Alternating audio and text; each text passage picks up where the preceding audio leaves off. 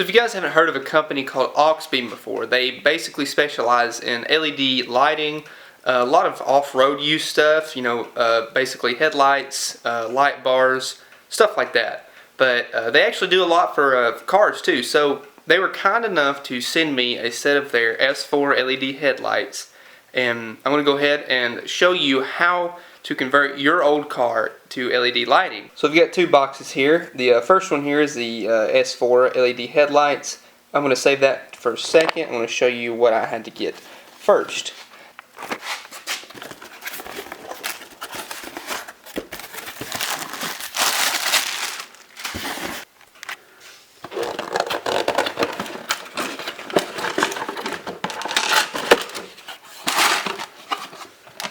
Alright, check this out.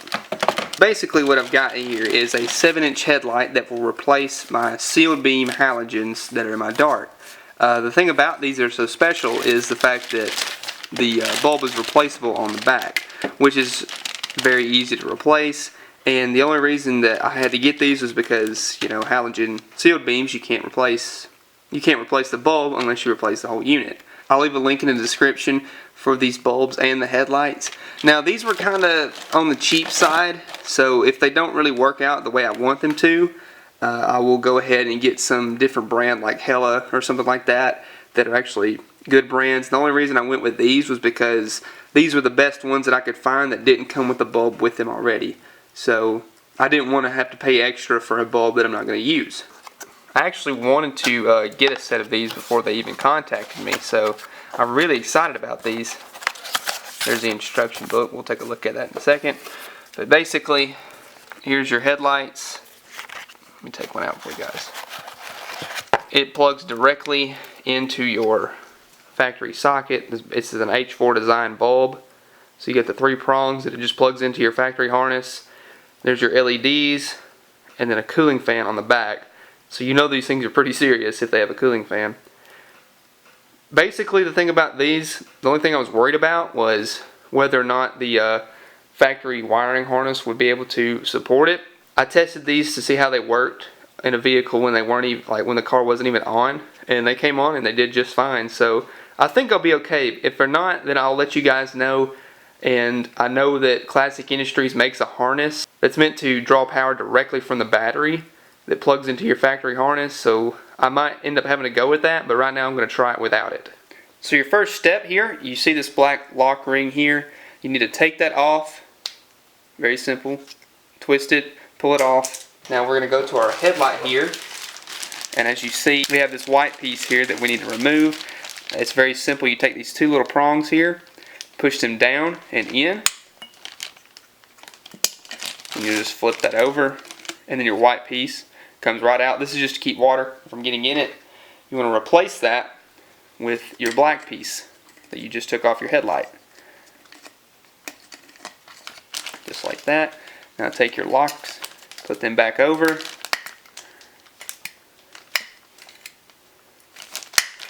Now your bulb is ready to install. Now I don't know if they all do, but this headlight in particular came with a rubber grommet that goes over the headlight. So basically you just want to slip the headlight over it, push the headlight in pretty hard, twist it, locked into place, and now you have a watertight seal. So now our assembly is done. Very easy to do. Took about 2 minutes tops, I'd say.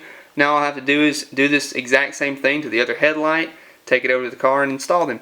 I know it's daytime, but you can obviously tell how much of a difference there is between the LED and the regular halogen. Now I know the halogen lights will get brighter when the car's running, but these headlights are actually going to stay like that. So just take a look.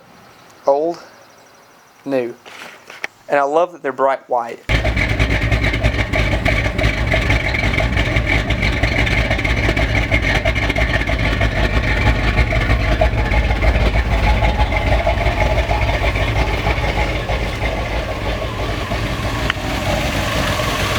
So can you see the difference by how much brighter these headlights are compared to the old halogen style bulbs here on the turn signal? Kind of makes me want to get LED bulbs for the turn signals as well, but I absolutely love the way these things look.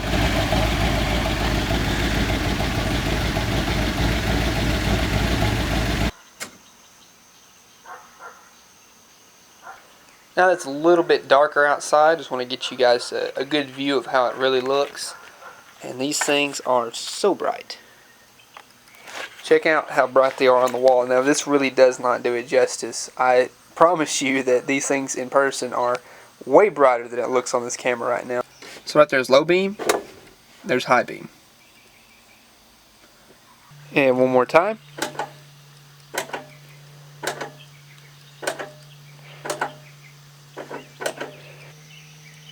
So at the end of the day, I'll give Auxbeam a thumbs up, guys. So if you want to order these exact headlights and bulbs, I'll leave everything down in the description below. You'll find links there. Just click those, follow those through, and you'll find these exact products that I used. And I want to give a special thanks to Auxbeam for being kind enough to send me these. And I really appreciate them letting me test out their product and giving an honest review of it. And straight up, guys, I'm serious. If you want some headlights that are way better than the old halogens, these are the ones to go with. So as mentioned before, I wanted to put a transmission into my police car, and this is it. Now if you notice, I have it on a very sketchy transmission stand here, so probably advise you to not try this at home.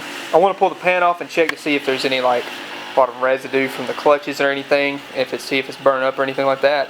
If it looks good, I'm going to put a filter in it, new gasket, and then I have a new shifter seal for right there, and then a front seal and rear seal. I have all of that for this thing if it looks good. So I'm going to go ahead, pull the pan off, and I'll show you what it looks like. So there's the pan. As you can see, the fluid is actually still pretty red in it, so it wasn't really burnt up. And a little bit of clutch material, which, you know, that's pretty normal. That's something you see that's fairly common on something that's used like this. So not too worried about that. You know, I've seen clutch material in pretty much all the transmissions I put in or changed. But take a look at the filter here. See, you can tell it's not really that dirty. It's got some residue in it, but really not a lot. So my best guess is that this thing has actually been taken apart. One, mainly because the gasket is rubber and the filter looks fairly new, so I think that it hasn't been ran very long with being at least serviced, so maybe that's a good thing. As you can see here, we have a new rear seal, and then there's the new shifter seal. I'm not going to put the shifter back on just yet because it could be different on the other transmission, so I don't know. And new front seal. So we're all ready to go. I put the new filter in it, but I didn't put the gasket on because I think the pan on the other transmission is actually better. So I'm going to wait and check it, because this one had some dings and a little bit of surface rust on it, so I didn't really want to put it back on. So it's just on there so that way we can move it around. Once I get the transmission out of the other car, I'll swap the pans and then put the gasket on it. Throughout all this work, I've had my best friend sitting here chilling with me. Hey buddy, this is Repo. He's a good boy.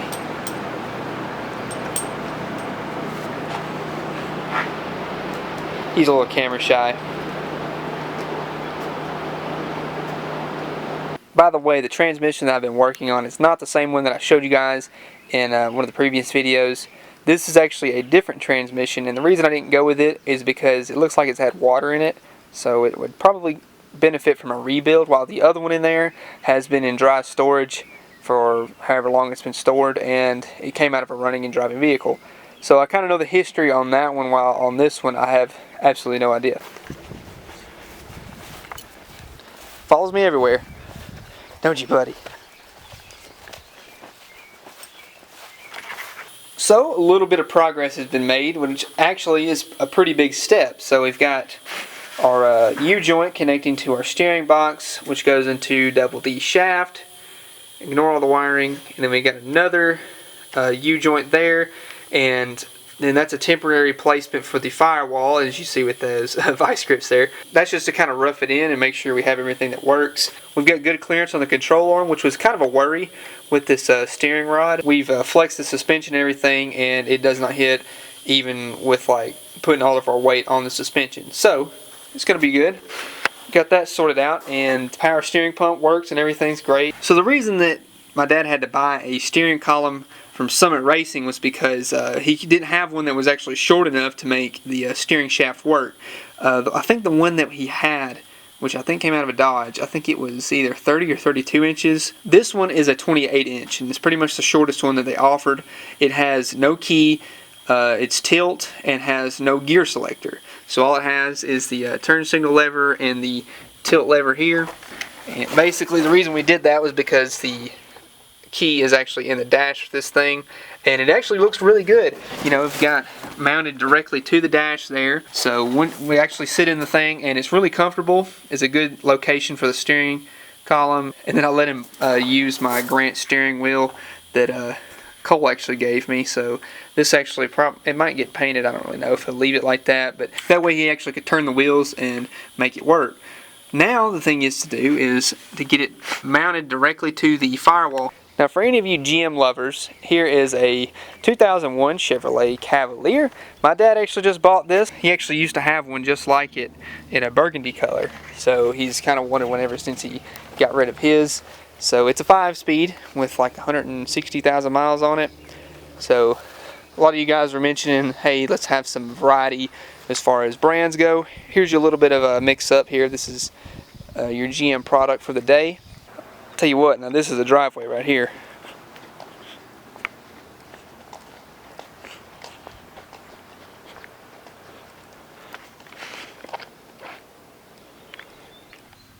Somebody had requested a cold start with the truck, so here you go.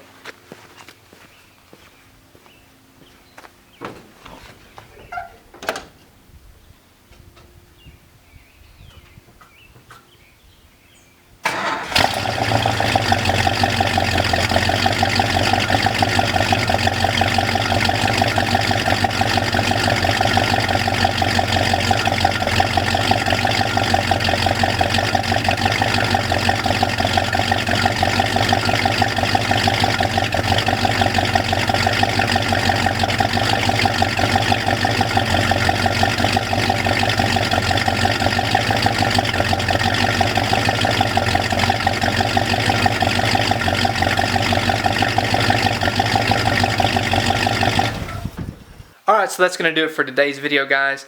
Thank you so much for watching. If you like this video, please leave a like down below. If you have any questions for me, don't forget to leave a comment.